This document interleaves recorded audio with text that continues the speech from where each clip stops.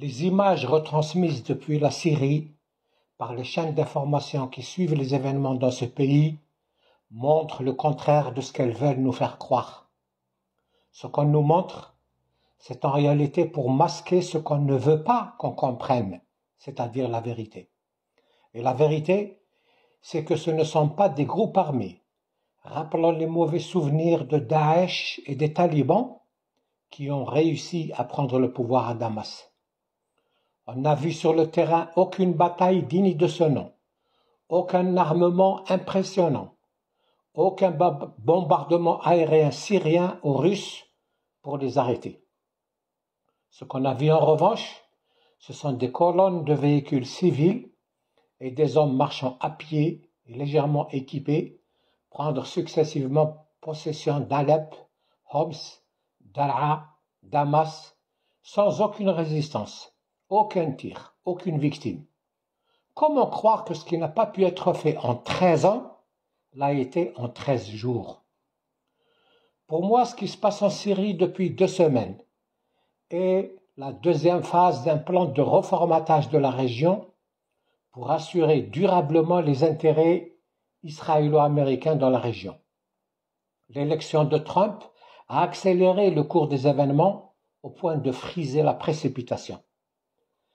La première phase a commencé avec les provocations échelonnées et préméditées du gouvernement d'extrême droite israélien pour pousser les événements à une réaction du type Tofan al-Quds qui s'est effectivement déclenchée le 7 octobre 2023.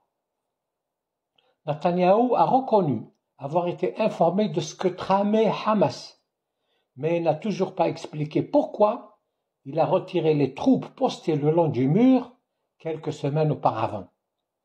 Lui et ses alliés avaient besoin d'un casus belli, de taille, d'un feu vert des gouvernements occidentaux et d'un permis de tuer sans limite pour réaliser enfin leur désir d'éradiquer le Hamas et le Hezbollah et de déporter les Palestiniens ayant survécu au génocide, à n'importe quel prix, y compris la mort d'un certain nombre d'Israéliens. La mort brutale et suspecte en mai 2024 du président Raïssi, président de l'Iran, jugé plus radical que Khamenei et susceptible de lui succéder, l'assassinat en juillet d'Ismaël Haniyeh, le chef du Hamas, à Téhéran, et l'exécution en septembre dernier de Hassan Nasrallah ont été les fruits de cette première phase. La deuxième phase a commencé hier avec la chute de Damas et la fuite de Bachar et vise la partition de la Syrie pour qu'elle ne soit plus un pion entre les mains de l'Iran chiite.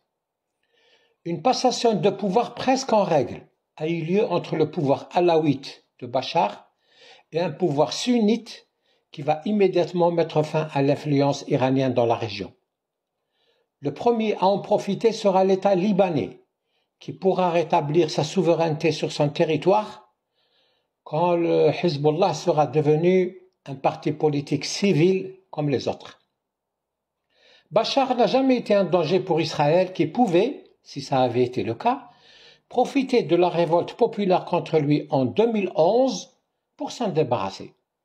Au contraire, il avait besoin de lui, ne serait-ce que pour empêcher d'autres d'être à sa place et lui donner plus de soucis. De son côté, Bachar avait besoin du mythe de la résistance à Israël pour garder sa légitimité aux yeux de son peuple et des pays arabes. Ce qui a changé, c'est la décision d'Israël d'en finir avec les 4 maillons de la chaîne qui l'encerclait, les 2 H, Hamas et Hezbollah, puis la Syrie, corridor par lequel transitent les équipements militaires iraniens destinés au Hezbollah et Hamas, et enfin l'Iran. La troisième et dernière phase de ce plan sera la normalisation des relations avec l'Iran, qui, de mon point de vue, et je l'ai dit dans un enregistrement vidéo intitulé « Une normalisation à la manière chiite », participe depuis le début, ne serait-ce que passivement, je parle de l'Iran, à la réalisation de cette stratégie de reformatage du Moyen-Orient. Il a lâché Hamas, Hezbollah et Bachar en échange de la sauvegarde de son programme nucléaire. Ne pouvant avoir satisfaction sur toute la longueur de ses aspirations, l'Iran s'est contenté de la moitié.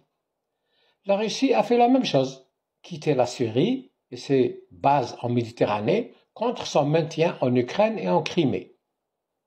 L'Amérique, la Turquie, Israël, la Russie et les pays du Golfe trouvent tous leur compte dans cette opération militaire spéciale entre guillemets qui, contrairement à celle de Poutine, n'a pas duré près de 3 ans, mais moins de 3 semaines et sans victimes.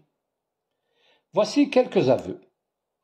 Comme si de rien n'était, l'Iran déclare souhaiter la poursuite de bonnes relations avec la Syrie. C'est un communiqué officiel. Les relations entre l'Iran et la Syrie ont une longue histoire et ont toujours été amicales, a-t-il déclaré aujourd'hui.